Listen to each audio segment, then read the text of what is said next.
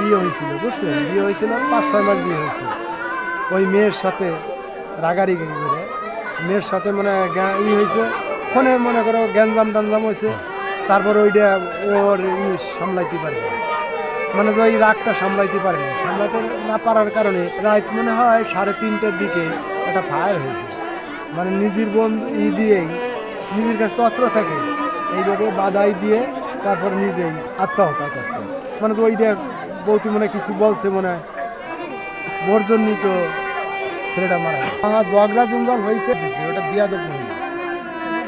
মানে যে ওরা সব আতাই নিয়ে গেছে। আতাই মানে কি বলছে, যা বেতন করি পায় ওই মেয়েটা নিয়ে যায়। বিয়ে শাদী হয়েছে, বউ যদি এটা কিছু চাই তাহলে তো দিতে হবে। সম্পর্ক তো বিয়ে আসা যাওয়া তো আছে, আমরা তো আর যাই নেই, ঠিক আছে? আমরা এই মানে 20 তারিখে গোষ্ঠী বসে উঠে গেলাম, মানে ওই বৈশাখ মাসে। সহকর্মীরা বলছে যে ছেলে ব্যক্তি হিসেবে ভালো, ওর মতো ভদ্র ছেলে হয় না। ওই মেয়েলি কারণে, মানে ওর বোর কারণে। আর ওই মোবাইলটা ওই এসপি সাহেব বলছে যে আমি এটা তদন্ত করে আমি শেষের সুস্থ করে যেটা করলে ভালো হয় সেটা আমরা